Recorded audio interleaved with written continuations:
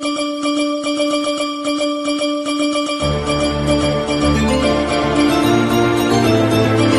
दोस्तों, एक बार फिर से मेरे YouTube चैनल केमिस्ट्री व प्रवीण सर में आपका स्वागत है। अब तक हम क्लास 10th का चैप्टर नंबर फर्स्ट के हम 6 पार्ट देख चुके हैं। ठीक है, इसके आज जो हमारा है वो बहुत ही इंपॉर्टेंट पार्ट है, जिसके अंदर हम देखेंगे द्विविस्थापन, अपचयन, उपचयन अभिक्रियाएं और साथ ही साथ देखेंगे रिडॉक्स अभिक्रिया। क्लियर? तो ठीक है बेटा, वीडियो को देखते रहिए, लाइक करते रहिए, सब्सक्राइब करते रहिए। चलिए तो आप आगे बढ़ते हैं। पहला टॉपिक है हमारा द्विविस्थापन अभिक्रिया। देखते रहिए, बाद में मैं नोट्स दिखा दूंगा आपको, तो मैं आपको समझा दूं। पहले द्विविस्थापन, अब ये विस्थापन का ही है अभिक्रिया। ठीक है, अभिक्रिया जैसे हम विस्थापन में क्या कर रहे थे, एक परमाणु दूसरे परमाणु को क्या कर रहा था, वहां पर विस्थापित कर रहा था। ठीक है, अब यहां पे क्या होगा, हम जो अभिकारक के आयन, ठीक है, क्या करेंगे, एक दूसरे के आयनों को क्या कर देंगे, अदला बदली कर देंगे, या उनको क्या कर देते हैं, चेंज कर देते हैं। ठीक है, जैसे मैं यहाँ पे कुछ लिख रहा हूं, ऐसी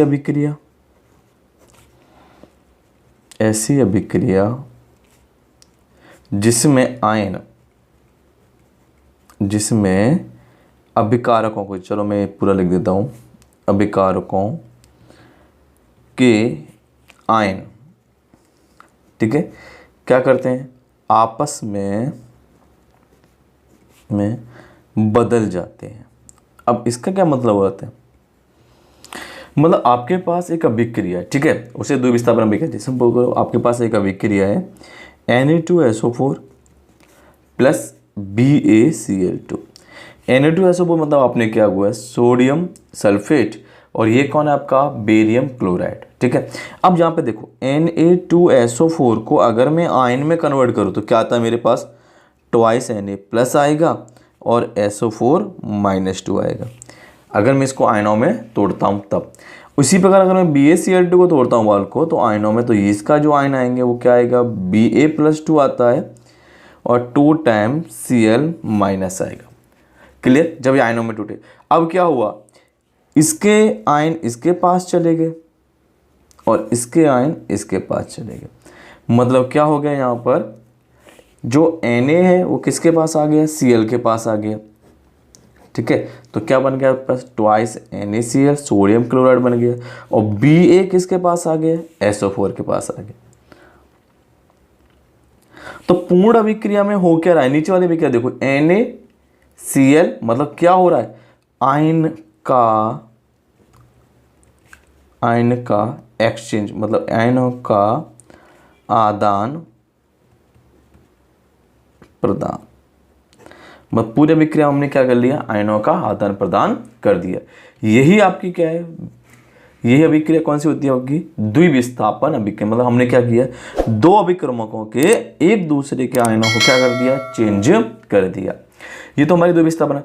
अब बेटा इसमें एक और चीज होती है, अगर मान लो आप कोई भी अभिक्रिया करा रहे हो, ठीक है, जैसे सपोज करो आपने NaCl की अभिक्रिया AgNO3 से करा दी।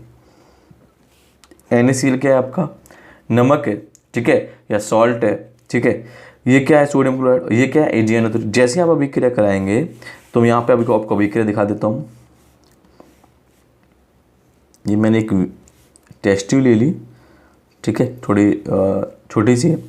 अब इसके अंदर मैंने NaCl भर लिया, जेली विलिन, और इसके अंदर मैंने क्या डाल दिया, AgNO3। बात समझ में आई, ये किसका है आपका, NaCl का एक को सॉल्यूशन।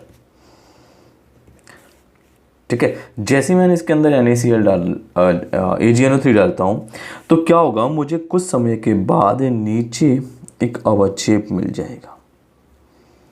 मतलब जो क्या होगा, अविलेय होगा।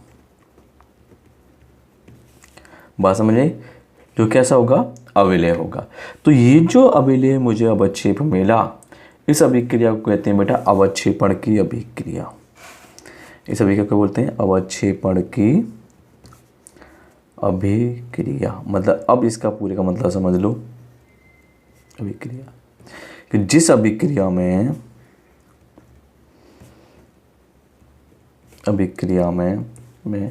जल में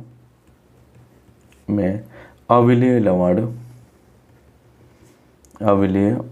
लवण प्राप्त होता है। क्लियर।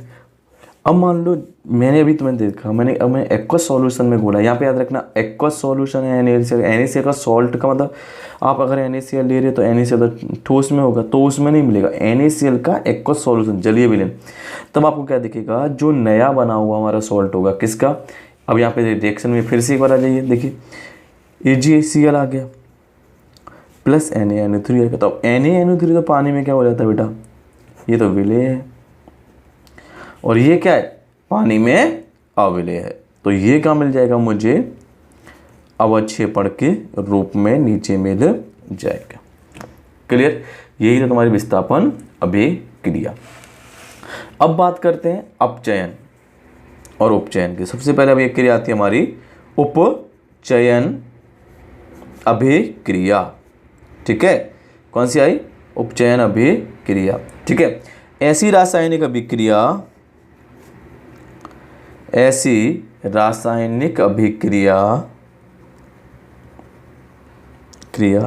जिसमें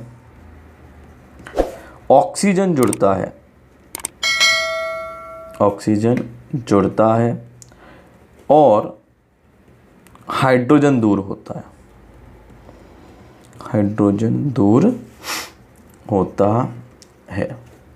या दोनों ही होते हैं एक ही अभिक्रिया में। समझ में आया। मतलब ऐसी रासायनिक अभिक्रिया में ऑक्सीजन का जुड़ना और हाइड्रोजन का दूर होना। क्लियर। या दोनों हो तो उस अभिक्रिया को आप क्या बोलोगे, उपचयन अभिक्रिया कहते हैं। उपचयन अभिक्रिया का देखो नाम है बेटा ऑक्सीडेशन अभिक्रिया, जो किसमें हमारा इंग्लिश में। अब सब देखो Mg और प्लस O2, या ये सब आपकी बुक में दे रखा है SO2, मैंने दो अभिक्रिया दी। तो यहाँ पे क्या हो गया, देखो MgO बन गया, मतलब ठीक है, और यहाँ पे क्या हो गया SO2। तो दोनों अभिक्रिया में आप देखोगे तो ऑक्सीजन क्या हो रहा है, दोनों अभिक्रिया में ऑक्सीजन जुड़ रहा है। क्लियर। अब दूसरे एक और रिएक्शन देखो छोटी सी, यहाँ पर एक और रिएक्शन देखिए H2S प्लस O2। ठीक है, तो यहाँ पे क्या हो गया, देखो हाइड्रोजन दूर हुआ है किससे, H2S से, तो इसने क्या बना दिया बेटा SO2 प्लस H2। तो यहाँ पे H2S से हाइड्रोजन सल्फाइड से हाइड्रोजन क्या हुआ है, दूर हो गया इस अभिक्रिया में। क्लियर। और अपचयन इसके विपरीत है बिल्कुल, अपचयन अभिक्रिया। अब अपचयन में क्या होता है, देखो ऑक्सीजन दूर होता है, ठीक है, और हाइड्रोजन जुड़ता है, या दोनों होंगे, या दोनों होते हैं। क्लियर। जैसे एक रिएक्शन देखो, अभी हमने तुम्हारे ऊपर वाली रिएक्शन को मैं कर रहा हूँ, एक तो कि मेरे पास ट्वाइस MgO है, जैसे ये क्या होगा रिएक्टिविटी करेगा तो Mg अलग हो जाएगा और O2 अलग हो जाएगा। तो इस अभिक्रिया में क्या हुआ, ऑक्सीजन का दूर होना, जैसे KClO3 पोटेशियम क्लोराइड।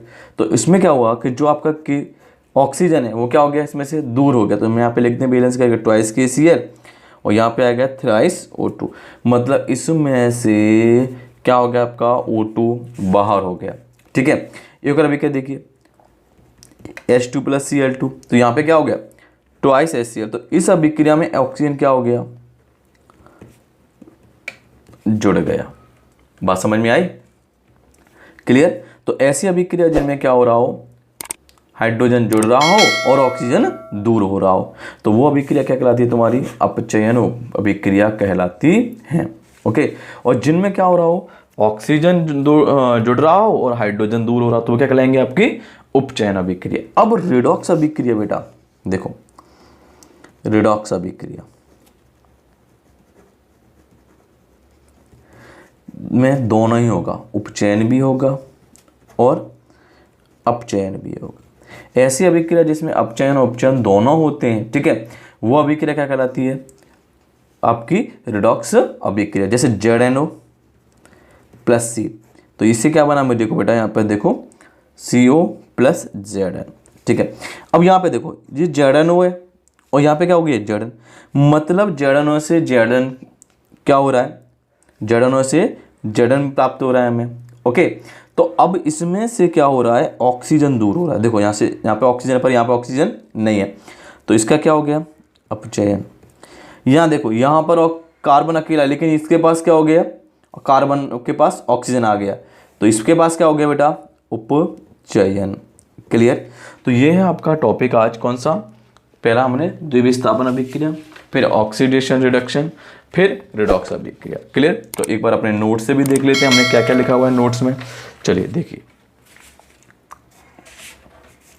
सबसे पहले हमारा द्विविस्थापन अभिक्रिया देखनी है हमें। ठीक है, मैं बहुत जल्दी शॉर्ट में समझाऊंगा, बाकी का मैंने आपको बता दिया, बाकी नोट्स में आप देख सकते हैं। तो देखो, ऐसी रासायनिक अभिक्रिया जिनमें अभिकारकों के बीच आयनों का क्या होता है बेटा, आदान प्रदान होता है। ठीक है, द्विविस्थापन अभिक्रिया कहलाती है। जैसे यहाँ पे देखो लिखा हुआ है Na2SO4 sodium sulphate barium chloride, और मुझे क्या मिला यहाँ पे, सोडियम क्लोराइड। ठीक है, और बेरियम सल्फेट। देखिए, जब सोडियम सल्फेट की अभिक्रिया बेरियम क्लोराइड से होती है, बहुत इंपॉर्टेंट है, आपका बोर्ड एग्जाम में पूछ भी सकता है इसको, तो हमें सफ़ेद रंग का अवच्छेद प्राप्त होता है जो जल में क्या है, अवल है। अब यहाँ पे नोट करके लिखा है, अब लिखें चाहे न लिखें, अगर अब आपको अवच्छेद पढ़ की डेफिनेशन आती है तो आप लिखना पड़ेगा आपको बोर्ड में पूछने के लिए। जिस अभिक्रिया में जल में अविलेय लवण प्राप्त होता है, उस अभिक्रिया को हम क्या कहते हैं, अवच्छेदन की अभिक्रिया कहते हैं। उसके हम यहाँ पे 2-3 उदाहरण दे दीजिए, जैसे NaOH H2SO4, तो हमें Na2SO4 मिला plus twice H2, NaCl AgNO3 मैं आपको दे चुका हूँ, AgCl NO3, BaCl2 potassium sulphate, तो आपको KCl मिल जाएगा, BaSO4 मिल जाएगा। उसके बाद आता है अपचयन उपचयन। देखो बता चुका हूँ, ऐसी रासायनिक अभिक्रिया जिसमें ऑक्सीजन जुड़ता है हाइड्रोजन, या दोनों ही अभिक्रिया उसके अंदर होती हैं, दोनों ही या तो ऑक्सीजन जुड़ रहा हो और हाइड्रोजन दूर हो, एक साथ हो रहा हो, ऐसी अभिक्रिया को क्या कहते हैं, उपचयन अभिक्रिया कहते हैं। क्लियर। देखो यहाँ पे वो सेम टू सेम, बहुत ईजी है भाई, आप कुछ भी करके बहुत अच्छी तरीके से बेटा कर सकते हो घर पे, अगर थोड़ी मेहनत करोगे तो। देखिए यहाँ पर लिखा हुआ है twice Mg + O2 MgU S + O2 SO2, दोनों अभिक्रियाओं में क्या हो रहा है, ऑक्सीजन का योग हो रहा है। दोनों अभिक्रियाओं में कौन सा Mg मतलब मैग्नीशियम और सल्फर का उपचयन हो रहा है। अगला देखिए मैंने क्या कहा इसमें, ट्वाइस H2S O2, तो यहाँ से क्या हो गया, ट्वाइस H2S से हाइड्रोजन दूर हो गया, तो यहाँ पे लिख दिया मैंने H2S का उपचयन हो रहा है, क्योंकि इसमें से H2S से हाइड्रोजन दूर हो रहा है। अब आई आपकी अपचयन अभिक्रिया। देखिए, ऐसी रासायनिक अभिक्रिया जिसमें हाइड्रोजन का योग होता है और ऑक्सीजन दूर होता है, या दोनों हो जाए, तो उसे हम क्या कहते हैं, अपचयन अभिक्रिया कहते हैं। मैंने भी आपको बताया था, ट्वाइस MgO2 ट्वाइस KClO3, ठीक है, पोटेशियम क्लोरेट, तो इससे में क्या मिल गया, O2 बाहर हो गया हमारा, तो दोनों अभिक्रिया में क्या हो रहा है बेटा, आपका ऑक्सीजन हो रहा है, और लिख भी दिया Mg, और इसमें से अपचयन हो रहा है। H2 + Cl2 क्या आया, ट्वाइस HCl, हाइड्रोजन क्या हो रहा है इसमें, जुड़ रहा है, दोनों जुड़ करके इस अभिक्रिया में Cl2 का क्या हो गया, अपचयन हो गया। नेक्स्ट देखिए बेटा, रिडॉक्स अभिक्रिया। ऐसी रासायनिक अभिक्रिया जिसमें अभिकारक उपचयित और दूसरा अभिकारक क्या हो रहा है, अपचयित हो रहा है, उसे रिडॉक्स अभिक्रिया कहते हैं। या फिर दूसरी एक ही रासायनिक अभिक्रिया में अपचयन उपचयन की क्रिया एक साथ होती है, उसे रिडॉक्स अभिक्रिया कहते हैं। तो उदाहरण के लिए ZnO + C, CO + Zn, ठीक है। यहाँ पे देखिए मैंने अब लिखा हुआ है, इसमें से क्या हो रहा है, Zn, ठीक है, मतलब ZnO से मैं Zn मिला, तो इसका क्या हो गया, ऑक्सीजन दूर हो रहा है, तो अपचयन हो गया। और यहाँ पे क्या हो गया, ऑक्सीजन का जुड़ना, ये क्या हो गया, उपचयन। इसके हम 2-3 उदाहरण और देखेंगे नेक्स्ट वीडियो में, ठीक है बेटा। चलिए ओके, वीडियो को बेटा पूरा देखा करिए, ठीक है, एक एक बात समझिए, बहुत मेहनत से आपके लिए मैं ये नोट्स बना के दे रहा हूँ, ठीक है। वीडियो को लाइक करते रहिए, शेयर करते रहिए, सब्सक्राइब करते रहिए मेरे चैनल को। ओके, मिलते हैं इसके लास्ट वीडियो में। आई थिंक एक वीडियो और होगा, इसका चैप्टर फिनिश हो जाए, उसके बाद इसकी एक्सरसाइज करेंगे, फिर इसका पूरा 1 डे शॉर्ट, मतलब एक दिन में इसका पूरा चैप्टर मैं आपको ख़त्म करके दे दूँगा, ठीक है। Thank you, bye bye. Tell me pretty lies, look me in the face, tell me that you love me, even if it's fake.